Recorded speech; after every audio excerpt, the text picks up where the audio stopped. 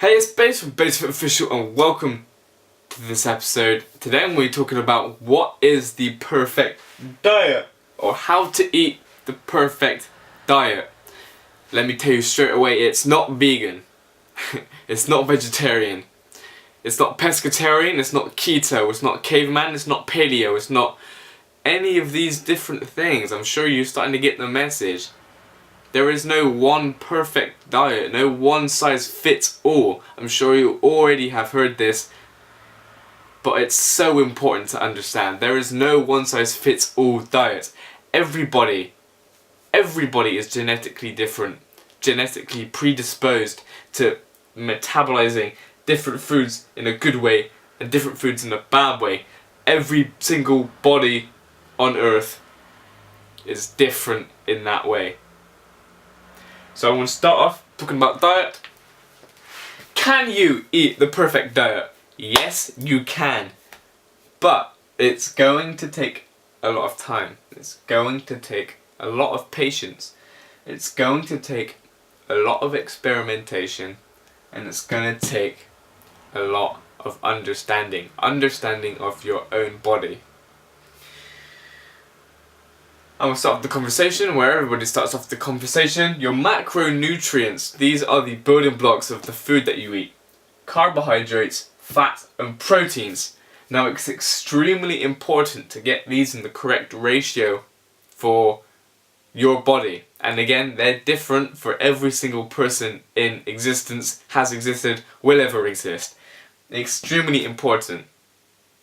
Unfortunately, most people just leave it there, or they think the importance of what you eat is shifted over to this side as opposed to the micronutrients, which are like the little building blocks of the food you eat. I've written folate, iron, magnesium, vitamin A, vitamin D, you also have zinc, all of these, that type of thing, vitamin C, all the vitamins, all the minerals, all of these tiny little building blocks in your food. These are more important than these. Yes, it's really important to get your macronutrient profile correct for your body. It's also important, and I think more important, to get the correct micronutrients.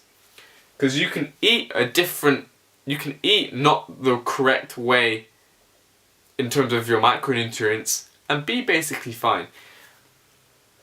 If you eat in the incorrect way for your body with the micronutrients, you're going to get deficiencies and you could get ill, diseased, die. It's really important.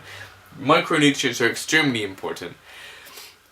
So that's why you need to eat some fruit, lots of vegetables, lots of whole foods. I recommend eating only whole foods, so nothing that comes out of like a packet or a factory, like chicken, 100% chicken breast, McNuggets from McDonald's, that type of thing. Avoid it, they're not good for you. Or Twinkies or chocolate bars or anything like this. Chocolate bars, on a complete tangent, if you get 100% pure or as pure as possible, it's better for you, because cocoa or cacao actually has a lot of antioxidants in, which is quite good for you. You don't want to go overboard because it has lots of fat in. But dairy milk chocolate, that type of stuff with lots of sugar, milks, preservatives, all that nasty stuff, cut it out, it's bad for you. End of tangent. So we've talked about your macronutrients, extremely important, and most people eat it completely wrong. That's because the government, ages ago, remember like the food pyramid, on the base is carbohydrates and then it goes up. Completely wrong. Completely wrong. Carbohydrates should be near the top. Vegetables should be on the bottom. I think vegetables should be on the bottom. Vegetables should be the base of your diet. Charles Poliquin. I heard Charles Poliquin talk the other day on a podcast. I can't remember if he was quoting somebody whose research he was talking about, but he was saying that in terms of diet and macronutrients, if the closer your ancestors lived to the equator, so the middle point of the earth, where it's hotter, the more carbohydrates your body can handle and tolerate. But the further away your ancestors lived from the equator, where it got cold and froze over the winter or is constantly frozen, plants can't really grow there. So your carbohydrate tolerance is a lot lower and you should be eating more meats, which obviously is a struggle for people who are vegan or vegetarian or pescatarian or whatever.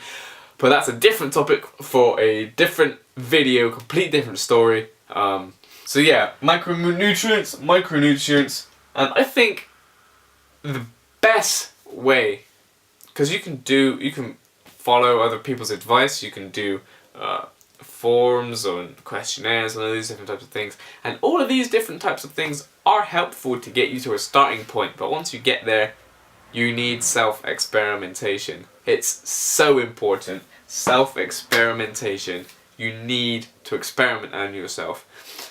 And you need to do it kind of methodically as well. Only change one thing at a time, so maybe change your carbs, change your fat, change your proteins. Change the amount of food you're eating, how often, when you're eating. Are you gonna intermittent fast? Are you gonna do time restricted eating? All these different things you need to experiment with and journal down the effects, what you've done, the effects immediately after, couple of hours after, end of the day, how it affected your sleep, the next day, the next week, because it's that important. And if you self-experiment year after year after year, and you steadily kind of chip away at your masterpiece, you have to be patient. It takes a lot of time, it takes a lot of experimentation, and you'll build that understanding about your body, that critical understanding about your body, and you may eventually find your perfect diet. I hope that was helpful. Self-experiment is the end-all be-all. Focus on micronutrients ahead of macronutrients. If you eat whole foods, there's no need to worry, and I recommend you eat only whole foods, no processed foods go into here. Train hard. I'll see you in the next video.